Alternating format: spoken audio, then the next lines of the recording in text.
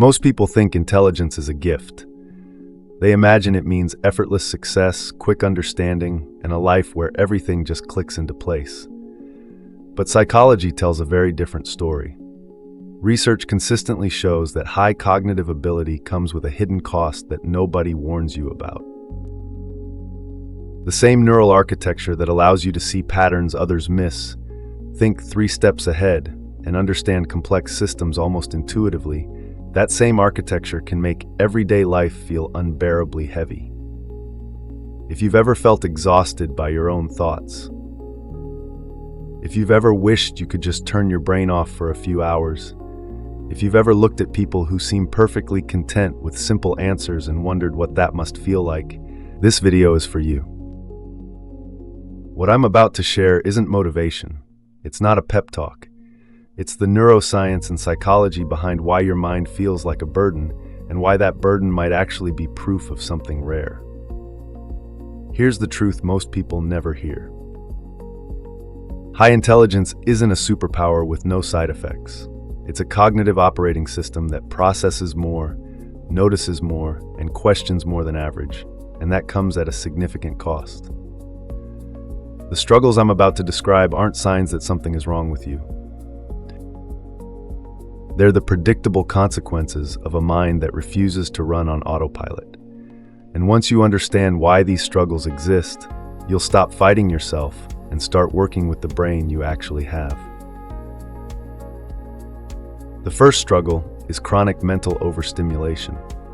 There's a concept in neuroscience called sensory gating, which is your brain's ability to filter out irrelevant information so you can focus on what matters. Most people have strong sensory gates. Background noise fades away automatically. Unimportant details get discarded without conscious effort. But highly intelligent brains often have reduced sensory gating. Your neural filters are set wider, which means more data gets through to conscious processing. In practice, this means you notice the flicker of fluorescent lights that everyone else ignores. You hear the conversation 3 tables away while trying to focus on your own. You register the micro-expression someone made when they said they were fine. This isn't anxiety, and it's not a disorder. It's the cost of running a high-resolution perceptual system. Your brain is taking in more information per second than most people process in a minute, and that's exhausting, not because you're weak, but because you're doing more cognitive work than anyone around you realizes. The second struggle is the curse of pattern recognition. Your brain is wired to detect patterns and connections between things that seem unrelated on the surface. This is genuinely useful for complex problem solving, strategic thinking, and creative work. But here's what nobody tells you. Pattern recognition doesn't have an off switch. You see the pattern in your friend's dating choices that predicts exactly how their new relationship will end. You notice the organizational dysfunction that will cause a project to fail 6 months from now. You recognize the subtle signs that someone's marriage is falling apart before they've admitted it to themselves. Psychologists call this predictive processing, and while it's a marker of high fluid intelligence, it's also a source of chronic frustration. You're constantly seeing outcomes that others won't recognize until it's too late, and you're unable to explain how you know without sounding paranoid or arrogant. The burden isn't being wrong, the burden is being right before anyone's ready to hear it. The third struggle is existential isolation. There's a phenomenon psychologists call existential isolation. The awareness that no matter how close you get to another person, your inner experience remains fundamentally separate from theirs. Most people experience this feeling occasionally. Highly intelligent people often experience it constantly. When you think about mortality, meaning, consciousness, or the nature of reality with genuine depth, you quickly discover that most conversations don't go there. Not because people are shallow, but because their brains aren't wired to sit comfortably with unresolved existential questions. So you learn to keep those thoughts private. You participate in surface-level discussions while an entirely different conversation runs in your head. And over time, you start to feel like you're living in a parallel world that overlaps with everyone else's, but never quite touches it. This isn't loneliness in the traditional sense. It's the quiet recognition that the depth of your inner world may never be fully witnessed by another person. The fourth struggle is analysis paralysis, rooted in cognitive complexity. Decision-making research shows something counterintuitive. People with higher intelligence often take longer to make decisions than those with average cognitive ability. This isn't indecisiveness, it's computational thoroughness. When you evaluate a choice, your brain automatically generates more variables, more contingencies, more second and third order consequences. You're not just asking, what should I do? You're modeling multiple future timelines and trying to optimize across all of them simultaneously. The person who decides quickly isn't necessarily more decisive. They're often just processing fewer dimensions of the problem. Your apparent hesitation is actually your brain doing more work, not less. But knowing this doesn't make it easier.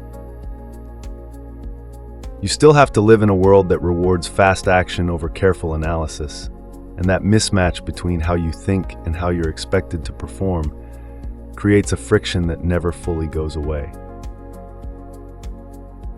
The fifth struggle is social fatigue from cognitive masking. When you're in a social setting, you're not just participating in the conversation. You're running multiple parallel processes, monitoring your tone, calibrating to the group's intellectual level, deciding what to reveal and what to simplify, tracking how your words are being received in real time. Psychologists call this impression management, but for highly intelligent people, it goes deeper. You're often engaged in what might be called cognitive masking, deliberately dampening your natural thought patterns to avoid alienating others or dominating the conversation. This is why you can leave a perfectly pleasant social gathering feeling completely drained.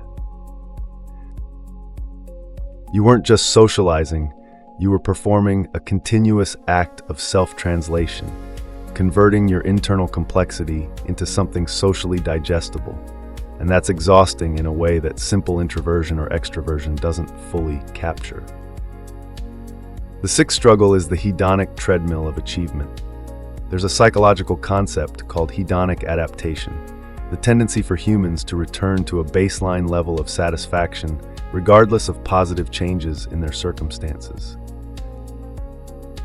For highly intelligent people, this adaptation often happens faster and more completely. You achieve something and the satisfaction evaporates almost immediately. Your brain has already moved on to the next problem, the next gap, the next imperfection. This isn't ingratitude, and it's not a failure to appreciate what you have. It's a cognitive system that's wired to perpetually seek, solve, and optimize. The result is a strange kind of emptiness that follows accomplishment.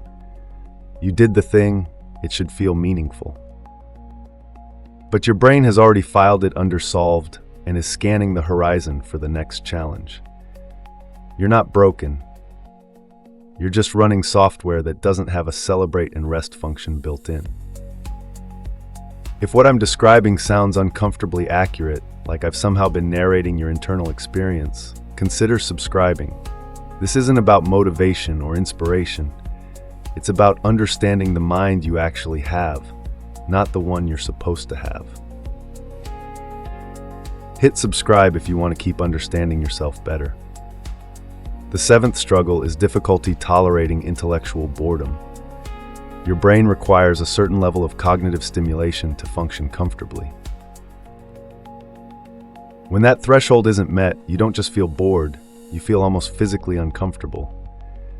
Neuroscience suggests this is related to baseline dopamine levels and the brain's reward system. Highly intelligent brains often have reward systems calibrated for complexity.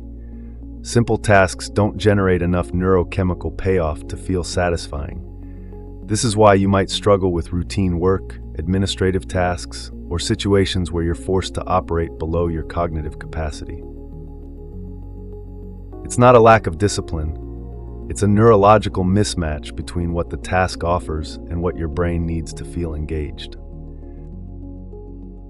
And in a world where much of daily life involves repetitive, low-complexity activities, this mismatch becomes a constant source of friction. The eighth struggle is perfectionism as your default processing mode. True perfectionism isn't about wanting things to be perfect. It's about having a brain that automatically detects the gap between what is and what could be. When you look at your own work, you don't just see what you created. You see all the ways it falls short of the ideal version that exists in your head. This isn't insecurity, it's pattern recognition applied to your own output. Research connects this to what psychologists call high evaluative standards, paired with discrepancy awareness. Your brain is exceptionally good at seeing flaws, which is useful for improvement, but brutal for satisfaction. The struggle isn't producing good work. You probably produce excellent work by any external measure. The struggle is that your internal measure is calibrated to an impossible standard that keeps moving every time you get close. The ninth struggle is emotional intensity that gets misattributed as instability. There's a theory in psychology called Dabrowski's overexcitabilities, which suggests that gifted individuals often experience heightened emotional responses, not because they're emotionally unstable, but because their nervous systems are simply more responsive. You feel things more intensely, joy hits harder, sadness runs deeper, injustice provokes genuine anguish rather than mild discomfort. This isn't a disorder, it's the emotional counterpart to cognitive sensitivity. Just as your brain processes more intellectual information, your nervous system processes more emotional information. But in a culture that values emotional containment, this intensity often gets mislabeled as oversensitivity, drama, or instability. The truth is, you're not overreacting. You're experiencing reality at higher resolution than most people around you. The 10th struggle is the impostor paradox. Research consistently shows that imposter syndrome is more common among high achievers, not less. This seems counterintuitive. Shouldn't success reduce self-doubt? But here's the mechanism. Highly intelligent people are better at recognizing the limits of their knowledge. You know how much you don't know. You're aware of every gap, every assumption, every area where your understanding is incomplete. Meanwhile, less knowledgeable people often have fewer doubts because they lack the metacognitive awareness to recognize what they're missing. This is called the Dunning-Kruger effect in reverse.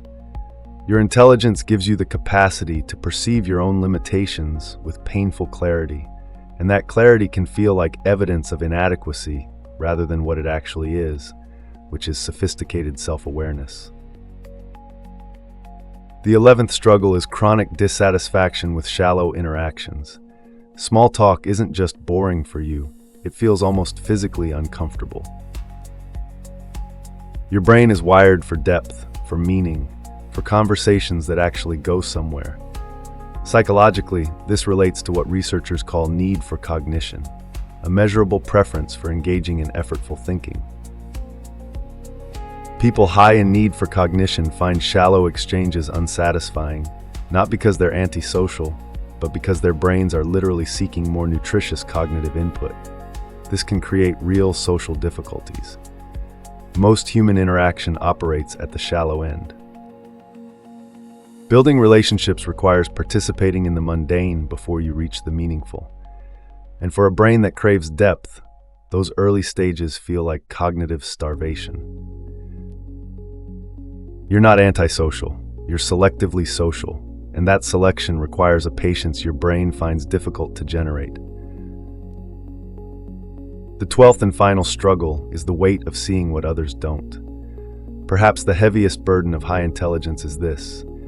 You see problems others don't see, solutions others won't accept, and futures others aren't prepared for. You notice the systemic dysfunction. You understand the long-term consequences. You see the path from here to disaster and the path that could prevent it.